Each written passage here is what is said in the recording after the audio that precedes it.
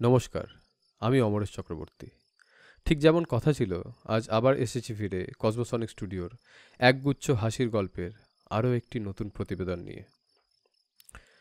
কিন্তু আজ গল্প পাঠ শুরু করার আগে আপনাদের সাথে কিছু প্রাণের কথা ভাগ করে নিতে চাই। আমরা তো বাস করি ইন্টারনেট যুগে, চারিপাশে কন্টেন্টের ছড়াছড়ি।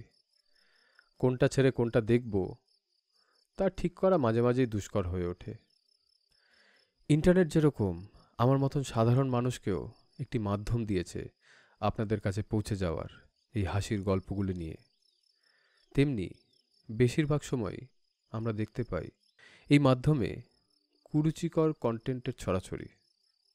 হয়তো এসবের পেছনে খুব তাড়াতাড়ি ভাইরাল হওয়ার একটা তাগিদ থেকে থাকে, কিন্তু আমাদের প্রচেষ্টায় সেই বাঙালিকে ফিরিয়ে আনা, যে বাঙালির সংস্কৃতি এবং কৃষ্টিমূলক কাজের মাধ্যমে সারা বিশ্ব তাকে চিনত।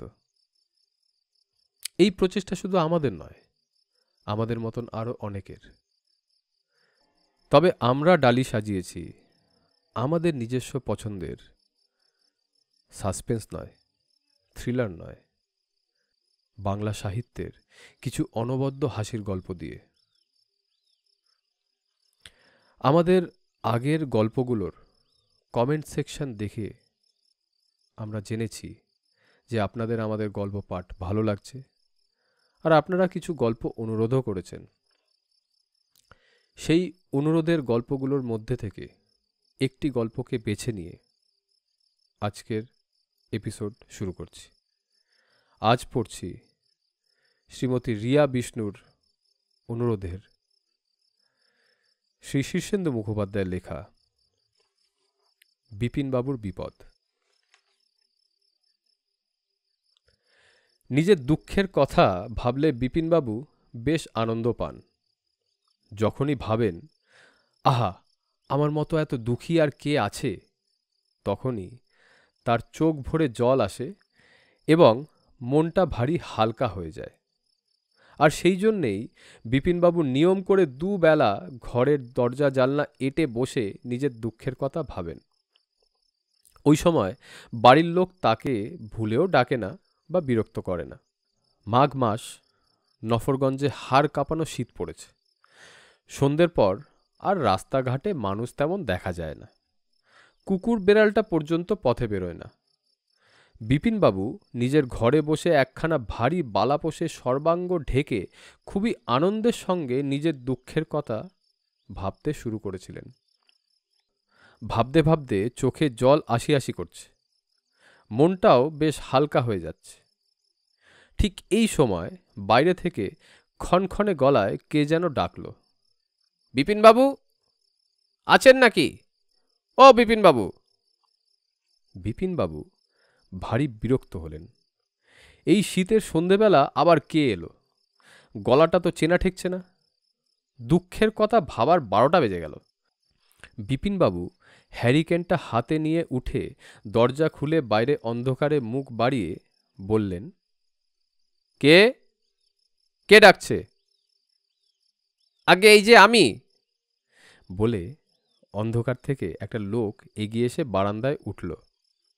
হ্যারিকেনের আলোয় যেটুকু দেখা গেল তাতে মনে হলো লোকটি খুবই বুড়ো মানুষ এবং বড় রোগা। মাথায় বাদুড়ে টুপি, গায়ে একটা লম্বা ঝুলের কোট, হাতে একখানা লাঠি। বিপিনবাবু বিরক্ত হয়ে বললেন, কোথা থেকে আগমন হচ্ছে? ক্ষণক্ষণে গলায় লোকটি বলল, বলছি মশাই, বলছি, কিন্তু শীতে যে হাত পা সব কাঠ হয়ে গেল, একটু ঘরে ঢুকতে দেবেন তো? দিনকাল ভালো নয়, উটকো লোককে ঢুকিয়ে শেষে বিপদ ঘটাবেন নাকি? রোগা বা বুড়ো হলে কি হয়, হাতে লাঠি তো আছে। তাছাড়া বাইরের লোককে ঘরে ঢোকাতে অন্যরকম আপত্তিও আছে বিপিনবাবুর। তিনি বিখ্যাত কৃপণ। তার বাড়ির পিঁপড়েরাও খেতে না পেয়ে চিচি করে। এমনকি এ বাড়িতে কুকুর বেড়াল নেই, কাকপক্ষীরাও বড় একটা আসে না। বাইরের লোক এলে পাছে লৌকিকতা করতে হয়, সেই ভয়ে বিপিনবাবু বাইরে থেকেই সাক্ষাৎ প্রার্থীকে বিদায় করে দেন। লোকে বিপিনবাবুকে চেনে, তাই আসেও না বড় একটা। বিপিনবাবু তাই দরজা আটকে দাঁড়িয়ে বললেন, আমি ব্যস্ত আছি, সংক্ষেপে যা বলার বলুন। বিপিনবাবুর ঘোরতর সন্দেহ হল লোকটা মেয়ের বিয়ের জন্য সাহায্য বা ছেলের বই কেনার টাকা না হয় ওই রকমই কিছু একটা চাইতে এসেছে। লোকটা কিন্তু বড় সোজা লোক নয়। দরজা জুড়ে দাঁড়ানো বিপিনবাবুকে একটা গুঁতো মেরে সরিয়ে ঘরে ঢুকে দরজা বন্ধ করে দিয়ে বলল, ওরে বাবা, এই শীতে কুকুর বেড়ালটা পর্যন্ত পথে বেরোয়নি, আর আপনি এই বুড়ো মানুষটাকে ঘরে ঢুকতে দিচ্ছিলেন না? হ্যাঁ, লোকে যে আপনাকে পাষণ্ড বলে তা তো এমনি বলে না মশাই। লোকটা বুড়ো হলেও হাতে পায়ে দিব্যি জোর। কনুইয়ের গুঁতো বিপিনবাবুর পাঁজরে এমন লেগেছে যে তিনি কোকিয়ে উঠে বুক চেপে ধরলেন। তারপর খেকিয়ে উঠে বললেন, কে আমায় পাষণ্ড বলে শুনি? এখনো বলেনি কেউ? সে কি কথা, নফরগঞ্জের লোকেরা কি ভালো ভালো কথা ভুলে গেল? বিপিনবাবু খুবই রেগে গিয়ে বললেন, পাষণ্ড বললে তো আপনাকেই বলতে হয়। কনুই দিয়ে ওরকম গুঁতো যে দেয় সে অত্যন্ত হৃদয়হীন লোক। বুড়ো মানুষ বলে কিছু বলছি না, তবে। লোকটা একটা কাঠের চেয়ারে জুত করে বসে হাতের লাঠিটা চেয়ারের গায়ে ঠেস দিয়ে দাঁড় করিয়ে রেখে বলল, কি বললে? হৃদয়হীন? বাহ, এ কথাটাও মন্দ নয়। তবে গুঁতোটা না দিলে তুমি তো আর আমাকে ঘরে ঢুকতে দিতে না হে বাপু। তুমি আমাকে না চিনলেও আমি তোমাকে খুব চিনি। তুমি হলে হারকেপ্পন বিপিন বিহারী রায়। তোমার বাড়িতে ভিখিরি কাঙাল কেউ আসে না। খরচের ভয়ে তুমি বিয়ে পর্যন্ত করে সংসারী হওনি। বিপিনবাবু এসব কথা বিস্তর শুনেছেন, তাই ঘাবড়ালেন না, বরং খাপ্পা হয়ে বললেন, বেশ করেছি, হারকেপ্পন হয়েছি। কেপ্পন হয়েছে তো নিজের পয়সায় হয়েছি, আপনার তাতে কি? লোকটা মৃদু মৃদু মাথা নেড়ে বেশ মোলায়েম গলাতেই বলল, তা অবশ্য ঠিক। তুমি কৃপণ তো তাতে আমার কি যায় আসে।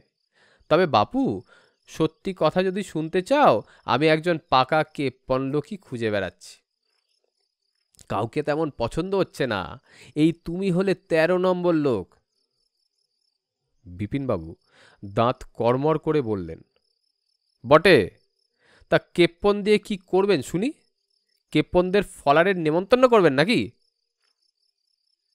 ওরে সর্বনাশ, না না হে বাপু, তেমন নয়।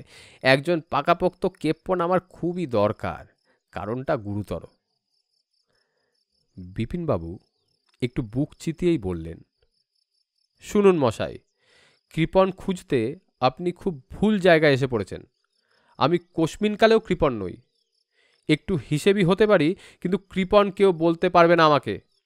আমি রোজ সকালে মর্তমান কলা খাই, বাজার থেকে ভালো ভালো জিনিস কিনে আনি, বছরে ১ জোড়া করে জুতো কিনি। আমার ৩টে ধুতি আর ৩টে জামা, 2টো গেঞ্জি আর 1খানা আলোয়ান আছে। কৃপণ হলে হতো এসব। এবার আপনি আসুন তো, আমার এখন অনেক কাজ। লোকটা বাঁদুরের টুপির ফোকর দিয়ে ফোকলা মুখে একটু হেসে বলল, মর্তমান কলা তো তোমার গাছেই হয়।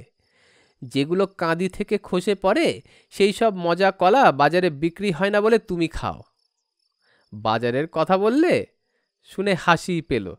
বাজারে তুমি যাও একেবারে শেষে, যখন খদ্দের থাকে না।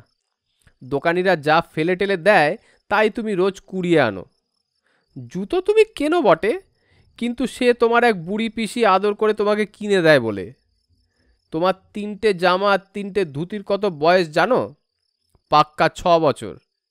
আর গেঞ্জি দুটো ঘর মোচার নেতা করলেই ভালো হয়। যাকগে, কৃপণ বলে নিজেকে স্বীকার করতে না চাইলে না করবে, কিন্তু স্বীকার করলে আখেরে লাভই হতো তোমার। মেলার টাকা পয়সা এসে যেতে পারত। টাকা পয়সার কথায় বিপিনবাবু ভারী থতমত খেয়ে গেলেন। টাকা পয়সা ব্যাপারটাই তাকে ভারী উচাটন চনমনে করে তোলে। তিনি রাগ টাক ঝেড়ে ফেলে একটু নরম গলায় বললেন, তা মশায়ের নামটা কি? কোথা থেকে আসা হচ্ছে? বুড়ো মানুষটি ফোকলা মুখে ফের একটু হেসে বলল, এই তো দেখছি ঠান্ডা হয়েছ। বলি, বাপু, খামোখা মাথা গরম করে এত বড় দাওটা ফসকালে কি ভালো হতো? যে ১৩ জন কেপ্পনকে বেচেছি তাদের মধ্যে জনাতিনেক আমার বেশ পছন্দই হয়েছে। তবে বাপু, অত ধনরত্নের দায়িত্ব তো আর যাকে তাকে দেওয়া যায় না, তাই ভালো করে সবাইকে পরীক্ষা করে নিচ্ছি। বিপিনবাবু গলা আরও এক পর্দা নামিয়ে বললেন, ধনরত্ন? কিরকম ধনরত্ন? ওহ, সে ভাবতে পারবে না। খাঁটি আকবরী মোহরই হলো ৭ ঘড়া, তার উপর বিস্তর হিরে মুক্ত। এই দেখো। বলে লোকটি কোটের পকেট থেকে একটি মোহর আর একটি বেশ ঝলমলে ছোট পাথর বের করে দেখালো। বলল, এই হলো নমুনা। বলেন কি? বিপিন একেবারে হাঁ। সত্যি কথাই বলছি। টক করে মোহর আর হিরে পকেটে পুরে ফেলল লোকটা। তা সেসব কোথায় আছে? লোকটা খ্যাক করে উঠে বলল, আমাকে অত বোকা পাওনি যে ফস করে সব বলে ফেলবো। না না, আপনাকে মোটেই বোকা বলে মনে হয় না। বোকা নইও, বুঝলে? ধনরত্নের ঠিকানা বলে দিলেই তো আমার মাথায় ডান্ডা মেরে গিয়ে সব গ্যাপ করবে। আগে না, কৃপণ হলেও আমি তত পাষণ্ড নই। কিন্তু লোকে তোমাকে পাষণ্ডই বলে থাকে, তা জানো? যাকগে, তুমি পাষণ্ড হলেও কিছু যায় আসে না। ধনরত্ন যেখানে আছে সেখানে গিয়ে ফস করে হাজির হওয়াটা সোজা নয়। সে খুব ভয়ঙ্কর দুর্গম জায়গা। এ শর্মা নিয়ে না গেলে বেঘরে ঘুরে মরতে হবে। যে আজ্ঞে, তা এবার একটু সবিস্তারে না বললে যে সবটা বড্ড ধোয়াটে থেকে যাচ্ছে। আপনার শ্রদ্ধেয় নামটিও যে এই পাপি কানে শুনতে পেলাম না এখনো। বুড়ো খিঁচিয়ে উঠে বলল, থাক থাক, আর অত বিনয়ের দরকার নেই। আমার নাম রামভজন আদিত্য। রামবাবু বা ভজনবাবু যা খুশি বলতে পারো। তবু বিপিনবাবু খুব বিনয়ের সঙ্গেই বললেন, আচ্ছা, আপনি কি অন্তর্যামী? আমি যে সকালে মজা কলা খাই, আমার পিসি যে আমাকে একজোড়া করে জুতো দেয়, বাজারে গিয়ে ফেলা ছড়া জিনিস কুড়িয়ে আনি, এসব তো আপনার জানার কথা নয়। ধ্যাত, অন্তর্যামী হতে যাব কোন দুঃখে? আমি নফরগঞ্জে এসে একজনকে জিজ্ঞেস করছিলাম এই গায়ে কৃপণ লোক কেউ আছে কিনা। অমনি দেখলাম আরও লোক জুটে গেল। তারা পঞ্চমুখে তোমার সব গুণকীর্তির কথা বলতে লাগলো। কেউ কেউ এমনও বলল যে তোমার মতো পাষণ্ডের মুখ দেখলেও নাকি পাপ হয়। বিপিনবাবুর মাথায় রক্ত উঠে যাচ্ছিল। এত বড় সাহস নফরগঞ্জের লোকেদের! নামগুলো জেনে নিয়ে না, বিপিনবাবুর মাথাটা আচম্বিতে ফের ঠান্ডা হয়ে গেল। লোকগুলো তার নিন্দে করে তো উপকারই করেছে, নইলে এই যে এই রামবাবু বা ভজনবাবু যাই হোক না কেন, তার কাছে কি আসতেন? বিপিনবাবু খুবই বিগলিত মুখ করে বললেন, তারা মোটেই বাড়িয়ে বলেনি, বরং কম করেই বলেছে।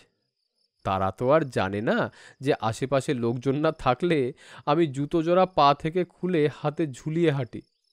অন্যদের মতো মাসে মাসে চুল না কেটে আমি বছরে ২ বার ন্যাড়া হই। দাড়ি কামানোর মেলা খরচ বলে এই দেখুন না, ইহজন্মে আমি দাড়ি কামাইনি। ভজনবাবুকে খুশি করা কঠিন ব্যাপার।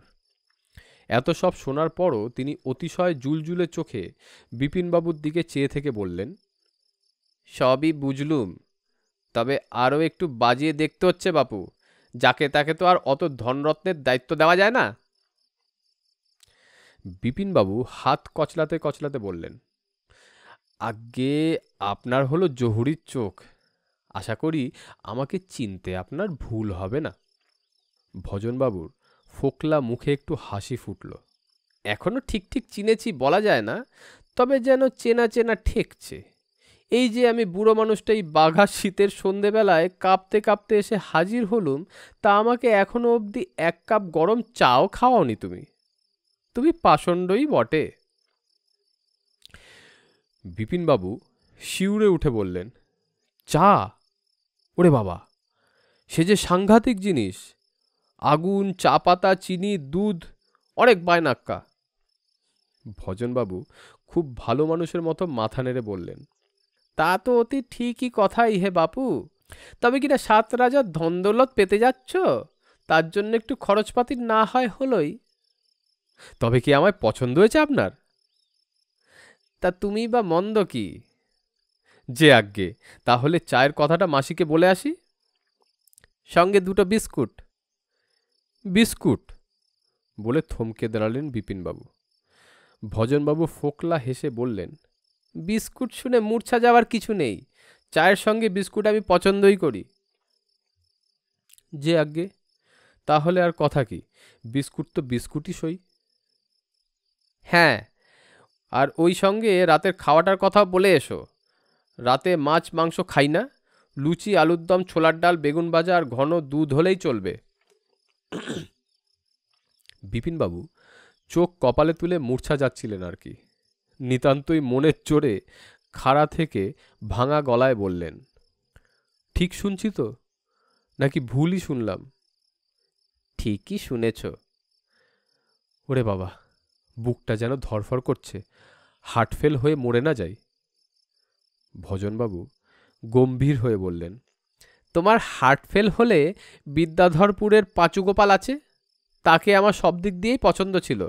তোমাকে বাজিয়ে দেখে মনে হয়েছিল তুমি তার চেয়েও বেশি সরেস, কিন্তু বুকের পাটা বলতে তোমার কিচ্ছু নেই। বিপিনবাবু সঙ্গে সঙ্গে বুক চিতিয়ে বললেন, কে বলল নেই? লুচি আলুর দম ছোলার ডাল বেগুন ভাজার ঘন দুধ তো, ওই সঙ্গে আমি আরও দুটো আইটেম যোগ করে দিচ্ছি, পাতি লেবু আর কাঁচা লঙ্কা।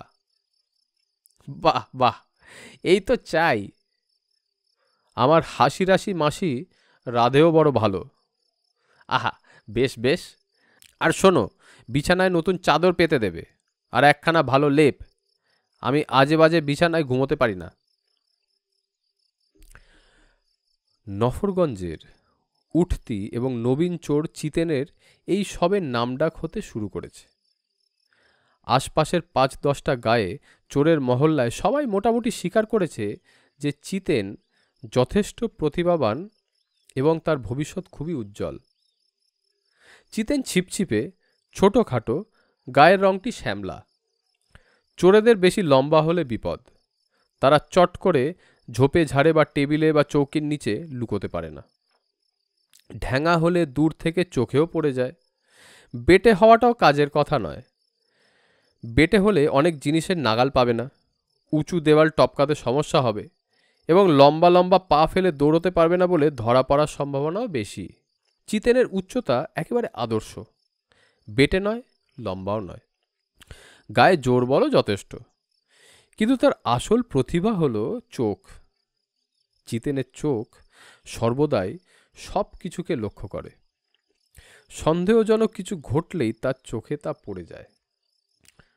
রামভজনবাবু যখন সাঁঝবেলাটিতে নফরগঞ্জের হাট খোলার কাছে নবীন মুদির দোকানের সামনে এসে গাঁয়ে কোনো কৃপণ লোক আছে কিনা তার খোঁজ করছিলেন, তখনই চিতেন তাকে লক্ষ্য করেছিল। বুড়ো মানুষটির হাবে ভাবে সন্দেহ করার মতো অনেক কিছু আছে। নবীনের দোকানের সামনে বসে কাঠকয়লার আংড়ায় আগুন পোয়াচ্ছিল গায়ের মাতব্বররা। বিশুবাবু একটু অবাক হয়ে জিজ্ঞেস করলেন, কৃপণ? তা মশাই, কৃপণের খোঁজ করছেন কেন? রামভজন ফোকলা মুখে হেসে বলেছিলেন, কুড়োরহাটের মহাজন বিষ্ণুপদ দাসের নাম শুনেছেন কি? আমি তারই কর্মচারী। তা তার শখ হয়েছে মহল্লার সব কৃপণদের নিয়ে একটা সম্মেলন করবেন। সেরা কঞ্জুসকে কঞ্জুস রত্ন উপাধি দেওয়া হবে। আমার ওপর হুকুম হয়েছে কৃপণ খুঁজে বের করতে হবে। বড়লোকের শখ আর কি। এ কথায় সবাই হৈ হৈ করে উঠল। ব্যোমকেশবাবু বললেন, তার আর চিন্তা কি, ঠিক জায়গাতেই এসে পড়েছেন। ওই আমাদের বিপিনকে নিয়ে যান, তার মতো কিপটে ভূভারতে নেই। তারপর সবাই মিলে বিপিনবাবুর কিপটেমির মেলা গল্প বলে যেতে লাগলো। কিন্তু রামভজনবাবুর আষাঢ়ে গল্পটা চিতেনের মোটেই বিশ্বাস হলো না। উচ্চবাচ্য না করে সে ঘাপটি মেরে একধারে বসে রইল। রামভজনবাবু যখন বিপিনের বাড়ি রওনা হলেন তখন সেও পিছু নিল। জানলায় কান পেতে সে সব কথাবার্তাও শুনল। ধনরত্নের কথাটা তার মোটেই বিশ্বাস হলো না। তবে ব্যাপারটা আসলে কি সেটা না জেনেই বা চলবে কি করে চিতেনের?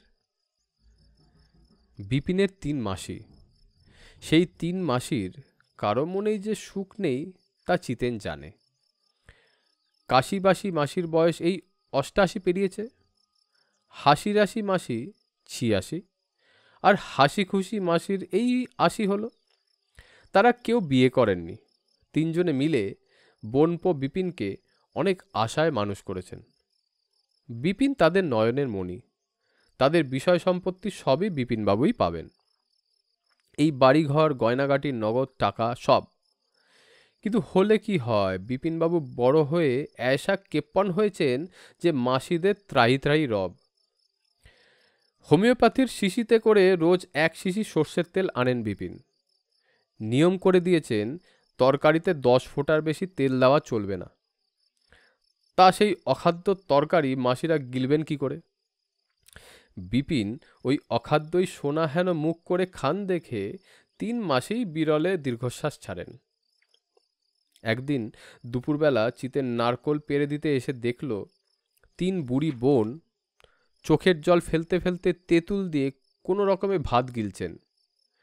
কাণ্ড দেখে চিতেন হাত জোর করে বলল, মাসিমাগণ, বিপিনবাবু কৃপণ লোক আমি জানি, কিন্তু তা বলে আপনারা কেন কষ্ট করবেন? হাসি মাসি বললেন, তা কি করব বাবা বল? বিপনে যে 10 ফোঁটার বেশি 15 ফোঁটার তেল তরকারিতে দিলে ওরে বাবা এই যে তেলের সমুদ্র বলে রাগ করে খাওয়া ফেলে উঠে যায়। চিতেন বলল, মাসিমাগণ, এক একজনের এক এক রকম সুখ। কৃপণের সুখ কৃচ্ছ্র সাধনে। বিপিনবাবু দুঃখ পেতে ভালোবাসেন, তাই বলেই দুঃখ জোগাড় করে আনেন। তার জন্য আপনাদের দুঃখ হয় জানি, কিন্তু তার উপর আপনারা যে দুঃখ পাচ্ছেন তাতে দুঃখ যে ডবল হয়ে যাচ্ছে। তাহা কি করব বাবা বল, একটা বুদ্ধি দে। আমি বলি কি, বিপিনবাবু যখন দুঃখের মধ্যেই সুখ পাচ্ছেন তখন আপনাদের আর দুঃখ বাড়িয়ে কাজ নেই। দিন, টাকা দিন, আমি চুপি চুপি ভালো মন্দ কিনে এনে রোজ দিয়ে যাব।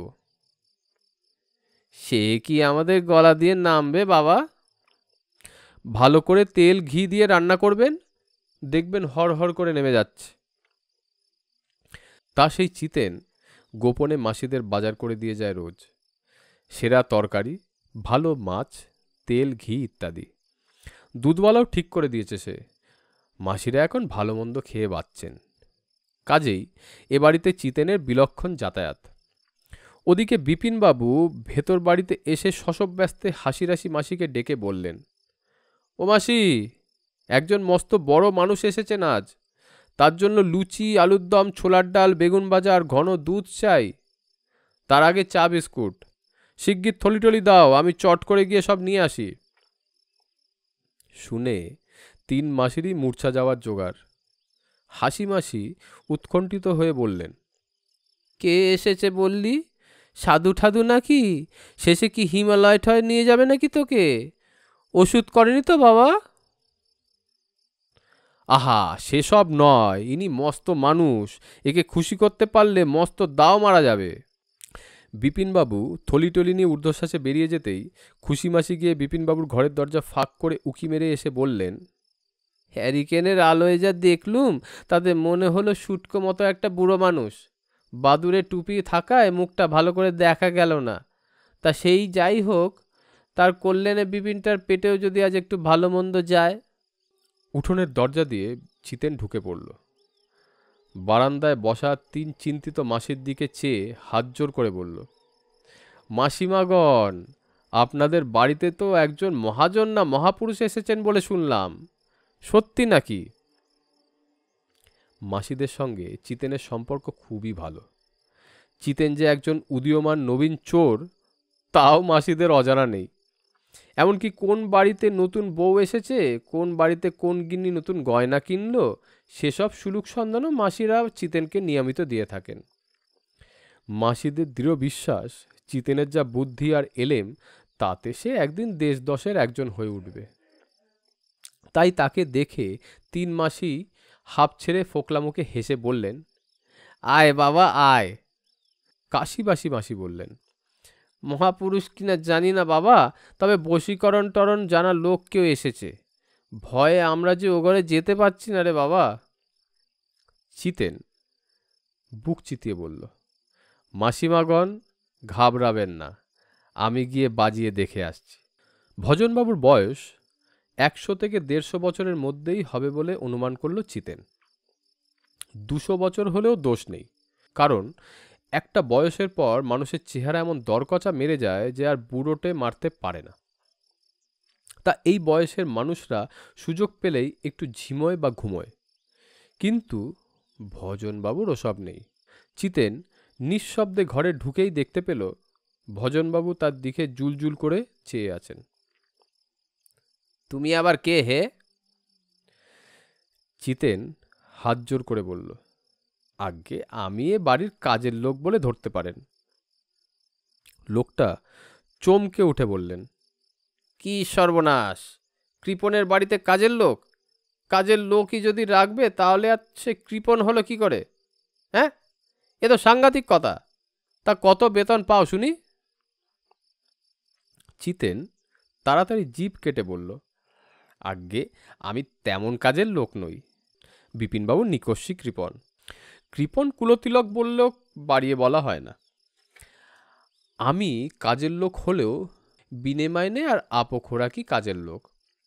বিপিনবাবুর 3 মাসি আছেন, তারা আমাকে একটু আধটু স্নেহ করেন আর কি। তা কি মনে করে আগমন? আগে মাসিমারা জানতে পাঠালেন আপনার কোনো সেবার দরকার আছে কিনা। সেবা? কিরকম সেবা?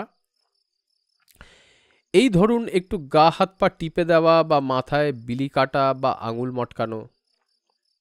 ভজনবাবু আঁতকে উঠে বললেন, ও বাবা, ওসব করলেই বুড়ো শরীরের হাড়গোড় ভেঙে যাবে। তাহলে অন্তত জুতো মোজা খুলে দিই, বাদুরে টুপিটাও খুলে ফেলে বেশ জুত করে বসুন। ভজনবাবু আতঙ্কিত গলায় বলে উঠলেন, না না, এই বেশ আছে। তা রাত্রিবেলা তো এখানেই দেহরক্ষা করবেন নাকি? ভজনবাবু এবার খিচিয়ে উঠে বললেন, দেহরক্ষা? দেহরক্ষা করব মানে? মস্করা করছে নাকি হে? জিভ কেটে হাত জোর করে চিতেন বলে, আজ্ঞে মুখ্যু সূক্ষ্ম মানুষ কি বলতে কি বলে ফেলেছি। বলছিলাম রাতে তো এখানেই ঘাঁটি গাড়তে হবে নাকি? ভজনবাবু চিরবিরিয়ে উঠে বললেন, তুমি তো আচ্ছা বেয়াদব লোক দেখছি। এখানে ঘাঁটি গাড়ব না তো কি এই শীতের মধ্যে মাঝরাতে বুড়োটাকে বাইরে বের করে দেবে নাকি? জিভ কেটে এবং নিজের কান মোলে চিতেন ভারী অনুতপ্ত গলায় বলে, কি যে বলেন ভজনবাবু, শুনলেও পাপ হয়। এই বাড়িঘর আপনার নিজের বলেই মনে করুন। বলছিলাম কি ভজনবাবু, আপনার কি জুতো মোজা পরেই শোবার অভ্যাস? ভজনবাবু খ্যাক করে উঠে বললেন, কেন, আমি কি পিচেস না সাহেব যে জুতো পরে বিছানায় শোব? একগাল হেসে চিতেন বলল, যাক বাবা, বাঁচা গেল। এমন ঢাকা চাপা দিয়ে রেখেছে নিজেকে যে চেনার উপায়টি পর্যন্ত নেই। তা বলছিলাম ভজনবাবু, ওদিকে তো মাসিরা ময়দা টয়দা মেখে ফেলেছেন, ছোলার ডাল সেদ্ধ হয়ে এলো বলে। তা এই সময়টায় জুতো মোজা খুলে একটু হাত মুখ ধুয়ে নিলে হতো না? টুপিটা খুলতে না চান খুলবেন না, কিন্তু যদি অনুমতি করেন তো পায়ের কাছটিতে বসে জুতো জোড়া খুলে দিই। বেশ জাম্ববান জুতো আপনার, ফিতের ঘর বোধহয় 10-12টা। ভজনবাবু একটু দোনমনো করে বললেন, তা খুলতে পারো। মহানন্দে চিতেন ভজনবাবুর পায়ের কাছটিতে বসে জুতো খুলতে লেগে গেল। ভজনবাবুর লম্বা ঝুলের কোটটা হাঁটুর নিচে প্রায় গোড়ালি অবধি নেমেছে। ডান দিকের পকেটটা চিতেনের একেবারে হাতের নাগালে। এই পকেটেই মোহর আর হিরেখানা রয়েছে। ডান পায়ের জুতো খুলতে খুলতেই 2 আঙুলের ফাঁকে ধরা আধখানা ব্লেড দিয়ে পকেটের কাপড়টা ফাঁক করে ফেলল চিতেন। টুকুস করে মোহর আর হিরেখানা হাতের মুঠো এসে যাওয়ার কথা, কিন্তু খুবই আশ্চর্যের বিষয়, পকেট থেকে কিছুই পড়ল না। তবে কি বা পকেট? না, এতটা ভুল চিতেনের চোখ তো করবে না। জানালার ফাঁক দিয়ে সে সবই লক্ষ্য করেছে। তবে যদি হুঁশিয়ার বুড়ো পকেট বদল করে থাকে তো অন্য কথা। চিতেন বাঁ পায়ের জুতো খোলার সময় বাঁ পকেটটাও কেটে ফেলল, তাতেও কিছুই বেরোলো না। ফোকলা মুখে একটু হেসে ভজনবাবু বললেন, কি পেলে না তো? ওরে বাবা, তোমার মতো কাঁচা চোর যদি আমাকে বোকা বানাতে পারত, তাহলে আর এই শর্মার নাম রামভজন আদিত্য হতো না, বুঝলে? পকেট দুটো খামোকা ফুটো করলে, এখন ফের সেলাই করে কে? চিতেন একটু বোকা বনে গিয়ে নিজেকে সামলে নিয়ে ভজনবাবুর পা ছুঁয়ে একটা প্রণাম করে বলল, আপনি ওস্তাদ লোক। ভজনবাবু দুঃখের সঙ্গে মাথা নেড়ে বললেন, আনাড়িতে যে দেশটা ভরে গেল রে বাপ, যেমন কাঁচা মাথা তেমনি কাঁচা হাত। ছ্যা ছ্যা, এইসব দেখতেই কি একদিন বেঁচে আছি? এর চেয়ে যে মরে যাওয়া অনেক ভালো ছিল। চিতেন লজ্জায় কিছুক্ষণ মাথা নিচু করে বসে থেকে খুব অভিমানের সঙ্গে বলল, তা আমাদের শেখায় কে বলুন? নফরগঞ্জের মতো পাড়াগায় পড়ে আছি, ভালো কোচ পাবো কোথায়? ঠিক মতো কোচিং পেলে কি আর খেল দেখাতে পারতুম না? তা ভাগ্যে যখন আপনাকে পেয়ে গেছি তখন আর ছাড়ছি না। দু চারটে কায়দা শিখিয়ে দিন ভজনবাবু। ভজনবাবু ফের খ্যাক করে উঠলেন, আমি শেখাবো? কেন, আমি কি চোর না ছ্যাঁচড়া? তুমি তো আচ্ছা বেয়াদব হে। ওসব আমার কর্ম নয়, যারা শেখায় তাদের কাছে যাও। খাঁচু মাচু হয়ে চিতেন বলল, আপনার বুঝি এসব আসে না? পাগল নাকি? জীবনে পরদ্রব্য ছুঁইনি। তবে হ্যাঁ, শিখতেই যদি চাও তবে কুড়োর হাটের সামন্তকে গিয়ে ধরো। এই ৮৮ বছর বয়স হলো, তবু বিদ্যে ভোলেনি। ভালো চেলা পেলে শেখায়। ৫০০ টাকা নজরানা, আর সেই সঙ্গে ভালো রকম ভেট দিতে ভুলো না। ভেট মানে জ্যান্ত একটা পাঠা, আস্ত একখানা রুই মাছ, মিহি পোলাওয়ের চাল, গাওয়া ঘি আর তরি তরকারি, এইসব আর কি। চিতেন লজ্জিতভাবে মাথা চুলকে বলল, তাই যেতাম ভজনবাবু, কিন্তু ভাবছি কুড়োর হাটে সামন্তর কাছে গিয়ে এত বিদ্যে শিখে হবেটাই বা কি? আমাদের কাজ তো এই নফরগঞ্জের মতো অজপাড়া গায়ে।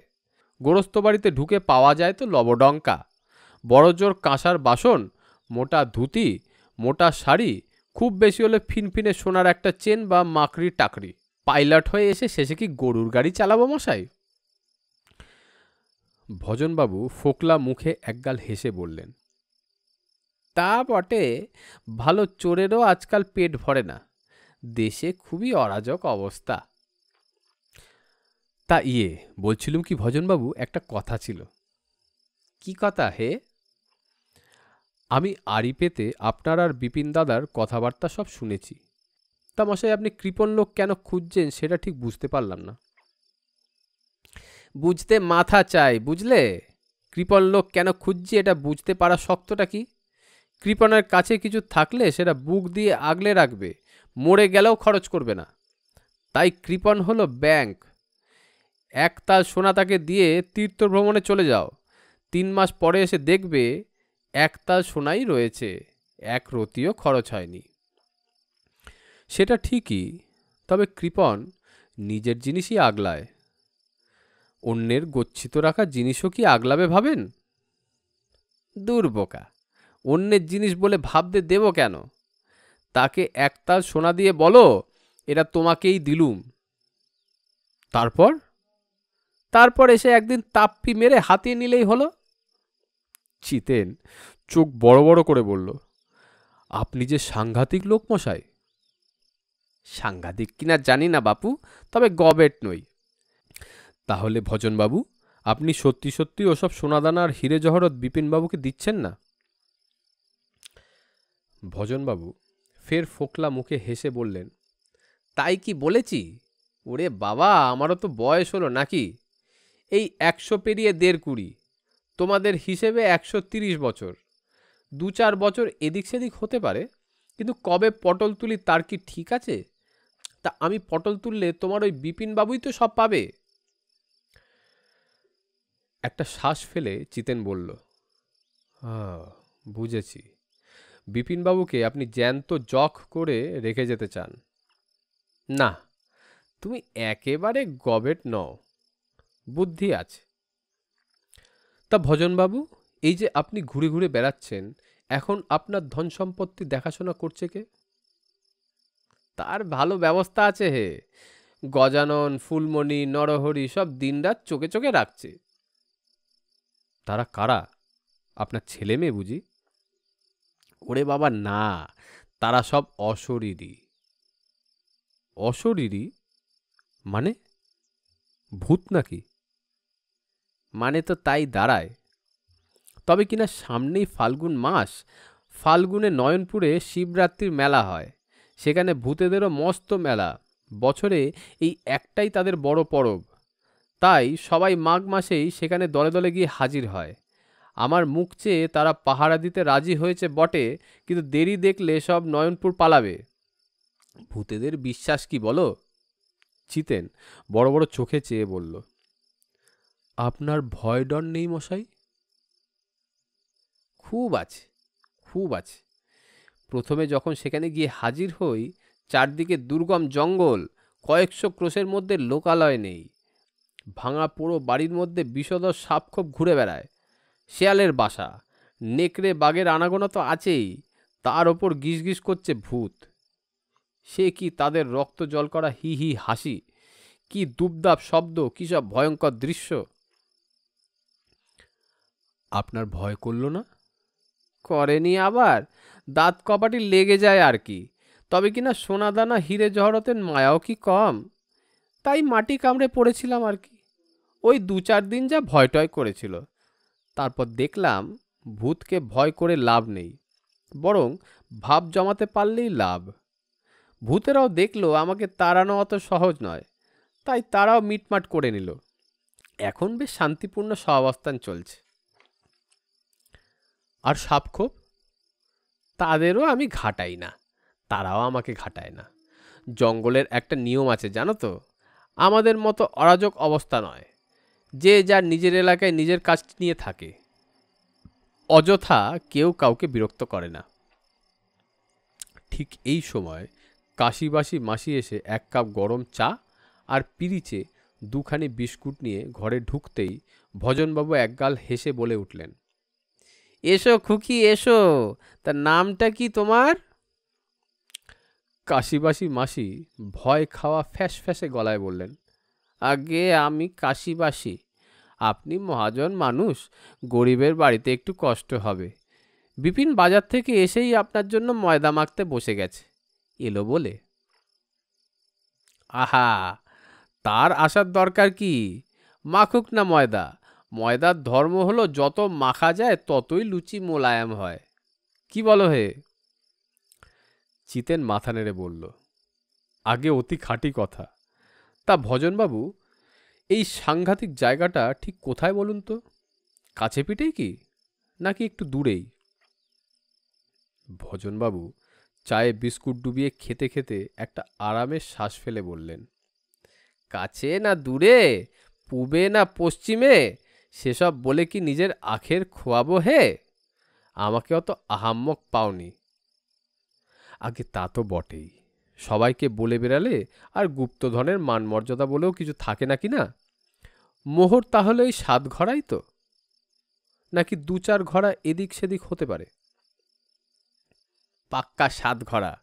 গত 60 বছর ধরে রোজ গুনে দেখছি, কম বেশি হবে কি করে? আর ভজনবাবু, হিরে মুক্ত কতটা হবে? তাও ধরো আরো 7 ঘরা। আপনি প্রাতঃস্মরণীয় নমস্য মানুষ, একটু পা টিপে দেবো ভজনবাবু? খবরদার, না, একদম না। আচ্ছা, আপনার তো একজন কাজের লোকও দরকার নয় কি? বয়স হয়েছে বলে কথা, তার উপরে আবার জঙ্গলে একা থাকেন। একাই দিব্যি আছি বাপু। এইখানেই শেষ হলো বিপিনবাবুর বিপদ গল্পটির প্রথম খণ্ড। আগামী সপ্তাহে নিয়ে আসব এই গল্পের দ্বিতীয় খণ্ড। নমস্কার।